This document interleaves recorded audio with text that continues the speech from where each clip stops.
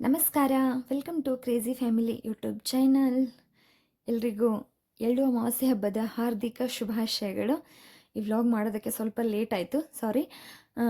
ನಮ್ಮ ಕಡೆ ಏನೇನು ಅಡುಗೆನ ಮಾಡ್ತೀವಿ ಅಂತ ಒಂದು ಸಾರಿ ನೋಡ್ಕೊಂಡು ಬರೋಣ. ಅದು ಸ್ವೀಟು, ಹುಗ್ಗಿ, ಕಡುಬು, ಕರ್ಜಿಕಾಯಿ, ಇದು ಬಜ್ಜಿ, ಅವರೆಕಾಳಿನ ಬಜ್ಜಿ. ನಮ್ಮ ಕಡೆ ಉತ್ತರ ಕರ್ನಾಟಕದಲ್ಲಿ ಈ ಥರದ ಅಡುಗೆಗಳನ್ನ ಮಾಡ್ತೀವಿ. ನಿಮ್ಮ ಕಡೆ ಯಾವ ಥರದ ಅಡುಗೆ ಮಾಡ್ತೀರಾ ಅಂತ ಕಮೆಂಟ್ ಮೂಲಕ ತಿಳಿಸಿ. ಇದು ವೈಟ್ ರೈಸು, ಅವೇನಿದ್ದಾವೆ ಅವು ದೇವರಿಗೆ ಬತ್ತಿ ಹಚ್ಚೋದಕ್ಕೆ ಆ ಥರ ಮಾಡಿಟ್ಟಿದ್ದು. ಅದು ಕೆಳಗಿರ್ತಕ್ಕಂಥದ್ದು ಜೋಳದ ಬಾನ, ಅದು ಮೇಲೆ ಅಂಬಲಿ. ಅದನ್ನೆಲ್ಲ ನೈವೇದ್ಯನ ರೆಡಿ ಮಾಡಿಕೊಂಡು ಇವಾಗ ಹೊಲಕ್ಕೆ ಹೋಗ್ತಾ ಇದ್ದೀವಿ, ಟಿಫಿನ್ ಎಲ್ಲ ಕಟ್ಕೊಂಡು. ಆದರೂ ಈ ಸಾರಿ ಸ್ವಲ್ಪ ಡಿಫ್ರೆಂಟ್ ಆಗಿದೆ, ಯಾಕಂದರೆ ಎಲ್ಲರೂ ಒಂದೇ ಕಡೆ ಹೋಗಲಿಲ್ಲ. ಅವ್ರವ್ರ ಹೊಲಕ್ಕೆ ಅವ್ರವ್ರ ಟಿಫಿನ್ ತೊಗೊಂಡು ಹೊರಟೋದ್ರು. ನಾವು ಕೂಡ ಟಿಫಿನ್ ಕಟ್ಕೊಂಡು ಹೋಗ್ತಾ ಇದ್ದೀವಿ. ನಮ್ಮ ಹೊಲ ಬಂದುಬಿಟ್ಟು ಗಾದ್ಗಿ ಅಂತ ನೋಡ್ತಾ ಇದ್ದೀರಾ. ಇವಾಗ ನಾವು ಹೋಗ್ತಾ ಇದ್ದೀವಿ. ಹೋಗ್ತಾ ಊರಲ್ಲಿ ವೀರಭದ್ರೇವರ ದೇವಸ್ಥಾನ ಇದೆ, ಅಲ್ಲಿ ತುಂಬ ದಿವಸದಿಂದ ನಾನು ಹೋಗಬೇಕು ಅಂದ್ಕೊಳ್ತಾ ಇದ್ದೆ. ಸೊ ಹೋಗೋಕ್ಕಾಗಲಿಲ್ಲ. ಅದಕ್ಕೆ ಇವತ್ತು ಹೆಂಗೂ ನೈವೇದ್ಯ ತೊಗೊಂಡು ಹೊಲಕ್ಕೆ ಹೋಗ್ತೀವಿ, ಹಾಗೆ ದೇವ್ರ ದರ್ಶನ ಮಾಡ್ಕೊಂಡು ಹೋಗೋಣ ಅಂದ್ಕೊಂಡು ನಾನು ನೈವೇದ್ಯ ಟೆಂಗು ಎಲ್ಲ ತೊಗೊಂಡು ದೇವಸ್ಥಾನಕ್ಕೆ ಹೋಗಿ ಅಲ್ಲೆಲ್ಲ ಪೂಜೆ ಮಾಡಿಕೊಂಡು ದೇವರ ದರ್ಶನವನ್ನು ತೊಗೊಂಡು ನೋಡ್ತಿದ್ದೀರಾ. ಇದು ಗಾದ್ಗಿ ಊರಿನ ವೀರಭದ್ರೇಶ್ವರ ಮಂದಿರ. ಇಲ್ಲಿ ಹೊಲಕ್ಕೆ ಹೋಗ್ತಾ ಇದ್ದೀವಿ. ಇದು ಬಂಡಿ, ಎತ್ತಿನ ಬಂಡಿ. ನಾವು ಚಿಕ್ಕಂದಲ್ಲಿರಬೇಕಾದ್ರೆ ಈ ಥರದ ಬಂಡಿಗಳಲ್ಲಿ ಕೂತ್ಕೊಂಡು ಹೊಲಕ್ಕೆ ಹೋಗ್ತಾ ಇದ್ವಿ. ಅದನ್ನು ನೋಡಿ ನಂಗೆ ನೆನಪಾಯಿತು, ಸೊ ಹಂಗಾಗಿ ಅದನ್ನು ಕ್ಯಾಚ್ ಮಾಡಿಕೊಂಡೆ. ಇಲ್ಲಿ ನೋಡ್ತಿದ್ದೀರಾ, ಚಾಪೆ ಎಲ್ಲ ತೊಗೊಂಡು ಹೋಗ್ತಿದ್ದಾರೆ. ಇವಾಗ ನಮ್ಮ ಹೊಲದಲ್ಲಿ ಎಂಟ್ರಿ ಆಗ್ತಾ ಇದ್ದೀವಿ. ಆ್ಯಕ್ಚುಲಿ ತುಂಬ ಅಂದರೆ ತುಂಬಾ ಹುಲ್ಲು ಬೆಳೆದ್ಬಿಟ್ಟಿತ್ತು. ನಮ್ಮ ಮಾವ ಇರೋವಾಗ ಹೊಲ ಎಷ್ಟು ಚೆನ್ನಾಗಿರ್ತಿತ್ತು ಅಂದರೆ, ಮಾವ ಇವಾಗ ಆರಾಮಿಲ್ಲ, ಅವರು ಹೊಲಕ್ಕೆಲ್ಲ ಹೋಗ್ತಾ ಇಲ್ಲ. ಅವರು ಹೊಲಕ್ಕೆ ಬರ್ತಿರ್ಬೇಕಾದ್ರೆ ಹೊಲನೂ ತುಂಬ ನೀಟಾಗಿರ್ತಿತ್ತು. ಆ್ಯಂಡ್ ಅವಾಗವಾಗ ಹೊಲಕ್ಕೂ ಹೋಗ್ತಾ ಇದ್ವಿ. ಇವಾಗ ಹೊಲನ ಬೇರೆಯವ್ರಿಗೆ ಕೊಟ್ಟಿದ್ದಾರೆ, ಹಾಗಾಗಿ ಹೋಗೋಕ್ಕಾಗ್ತಿಲ್ಲ. ವರ್ಷಕ್ಕೆ ಒಂದು ಸಾರಿ ಅಷ್ಟೇ ಹೋಗ್ತೀವಿ. ಅದಕ್ಕೂ ಕೂಡ ತುಂಬ ಅಂದರೆ ತುಂಬಾ ಹುಲ್ಲು ಬೆಳೆದ್ಬಿಟ್ಟಿದೆ, ಒಳಗಡೆ ಹೋಗೋಕ್ಕೆ ಆಗಲಿಲ್ಲ, ತುಂಬ ಮುಳ್ಳಿತ್ತು. ಸೊ ನಾವೇನು ಮಾಡಿದ್ವಿ, ಒಂದು ಕಡೆ ಸ್ವಲ್ಪ ಪ್ಲೇಸ್ ಇತ್ತು, ಸೈಡಿಗೆ ಹೋಗಿ ಅಲ್ಲೇ ಕೂತ್ಕೊಂಡು ದೇವರಿಗೆಲ್ಲ ಪೂಜೆ ಮಾಡಿಕೊಂಡು ಊಟ ಮಾಡಿಕೊಂಡು ಬಂದ್ಬಿಟ್ವಿ. ಇವಾಗ ನೋಡ್ತಿದ್ದೀರಾ, ಅಕ್ಷರ ಅವ್ರ ಡ್ಯಾಡಿ ಕೂಡ ಬಂದರು. ಇವಾಗ ದೇವರ ಎಲ್ಲಿದ್ದಾರೆ ಅಂತ ನೋಡ್ಕೊಂಡು ಹೋಗ್ಬೇಕು. ಇವಾಗ ಇಂಥ ಹುಲ್ಲಲ್ಲಿ ಹುಡ್ಕೋದು ತುಂಬ ಕಷ್ಟ, ಯಾಕಂದರೆ ವರ್ಷಕ್ಕೊಂದೇ ಸಾರಿ ನಾವು ಪೂಜೆ ಮಾಡೋದಲ್ವ, ಅಲ್ಲಿ ಹೋಗಿ. ಸೊ ಹಂಗಾಗಿ ಈ ಥರ ಪಾಂಡವ್ರಿಗೆ ಕೆಳಗಡೆ 1 ರೂಪಾಯಿ ಸಿಕ್ಕ ಇಟ್ಟು ಪೂಜೆ ಮಾಡಬೇಕಂತೆ. ಈ ಥರ 5 ಕಲ್ಲುಗಳನ್ನು ಇಟ್ಟು ಅವಕ್ಕೆಲ್ಲ ಸುಣ್ಣ ಹಚ್ಚಿ ಪೂಜೆ ಮಾಡ್ತಾಯಿದ್ದೀನಿ. ನೋಡ್ತಿದ್ದೀರ, ಸುಣ್ಣ ಹಚ್ಚೋದು ಅಂದರೆ ಆ ಕಲ್ಲುಗಳು ಮತ್ತೆ ಸಿಗೋದಿಲ್ಲ ಅಂತ ಹಚ್ತಾರೇನೋ, ನನಗೆ ಗೊತ್ತಿಲ್ಲ. ಪೂಜೆ ಮಾಡಿಕೊಂಡು ನೈವೇದ್ಯ ಎಲ್ಲ ತೋರಿ ದೀಪ ಹಚ್ಚೋದಕ್ಕೂ ಕೂಡ ತುಂಬಾ ಹೆದರಿಕೆ ಆಗಿಬಿಟ್ಟಿತ್ತು, ಯಾಕಂದರೆ ಸುತ್ತಲೂ ಒಣಗಿದ ಹುಲ್ಲಿತ್ತು. ಹತ್ಕೊಂಡು ಉರಿತಾ ಇದ್ದರೆ ತುಂಬಾ ಕಷ್ಟ ಅಂದ್ಕೊಂಡು ಸ್ವಲ್ಪ ಕ್ಲೀನ್ ಮಾಡಿಬಿಟ್ಟು ದೀಪನ ಹಚ್ಚಿದ್ವಿ. ಇದು ಬಾವಿ, ತುಂಬ ದೊಡ್ಡ ಬಾವಿ. ಇದು ನಮ್ಮ ಮಾವನೇ ಸ್ವತಃ ಅವರೇ ಎದುರು ನಿಂತು ಹೊಡ್ಸಿರ್ತಕ್ಕಂಥ ಬಾವಿ ಇದು.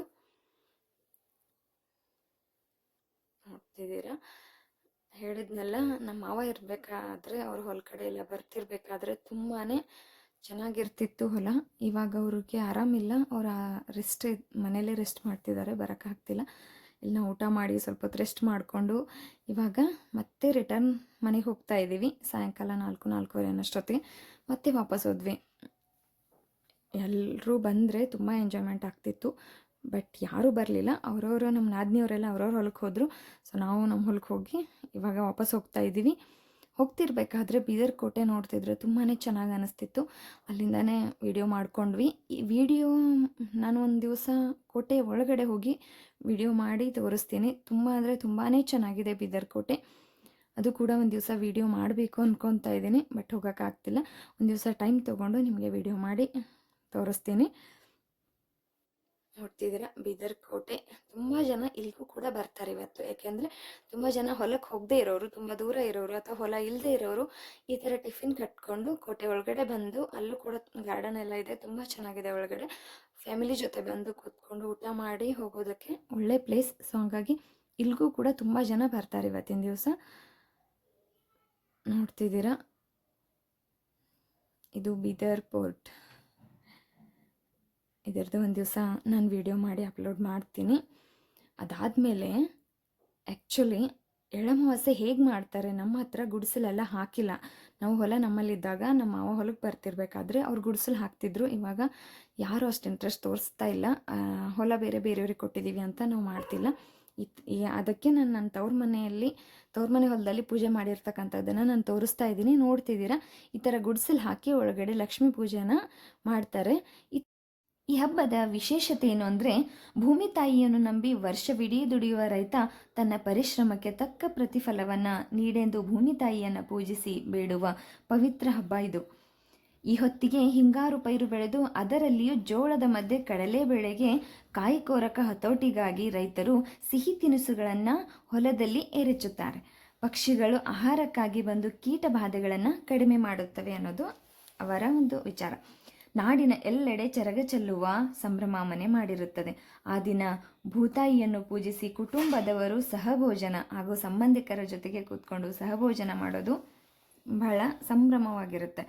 ಆಹಾರಗಳು ನಾನು ಹೇಳಿದೆ, ಬಜ್ಜಿ, ರೊಟ್ಟಿ, ಜೋಳದ ಬಾನ, ಅಂಬ್ಲಿ, ಈ ಥರ ಸ್ಪೆಷಲ್ ಅಡುಗೆ ನಮ್ಮ ಉತ್ತರ ಕರ್ನಾಟಕದಲ್ಲಿ. ಆ ದಿನ ಪೂರ್ತಿ ಭೂಮಿ ತಾಯಿ ಪೂಜೆ, ಅದರ ಜೊತೆಗೆ ಭರ್ಪೂರ್ ಭೋಜನ, ಇದಿಷ್ಟು ಇರುತ್ತೆ. ಸುತ್ತಲೂ ಏನು ತಿರುಗ್ತಾ ಇದ್ದಾರಲ್ಲ ಮಕ್ಕಳು, ಹುಲ್ಲಿಗೋ ಚಲ್ಲಂಬರಿಗೋ ಅಂದ್ಕೊಂಡು ಸಿಹಿಯನ್ನು ಹೊಲದಲ್ಲೆಲ್ಲ ಚೆಲ್ಲೋದು. ನಮ್ಮ ಕಡೆ ಎಳ್ಳಮಾವಾಸ್ಯೆ ಹಬ್ಬವನ್ನು ಹೇಗೆ ಸೆಲೆಬ್ರೇಟ್ ಮಾಡ್ತೀವಿ ಅಂತ ನೋಡಿದ್ರಿ ಅಲ್ವಾ. ನಿಮ್ಮ ಕಡೆ ಹೇಗೆ ಮಾಡ್ತೀರಿ ಅನ್ನೋದನ್ನು ಕೂಡ ಕಮೆಂಟ್ ಮೂಲಕ ತಿಳಿಸಿ. ನಮ್ಮ ಹೊಲದಲ್ಲಿ, ಇದು ನನ್ನ ತವ್ರ ಮನೆ ಹೊಲ ಅಂತ ಹೇಳಿದ್ನಲ್ಲ, ನಮ್ಮ ತಾಯಿ ಊಟಕ್ಕೆ ಕೊಡ್ತಿದ್ದಾರೆ ಎಲ್ರಿಗೂ.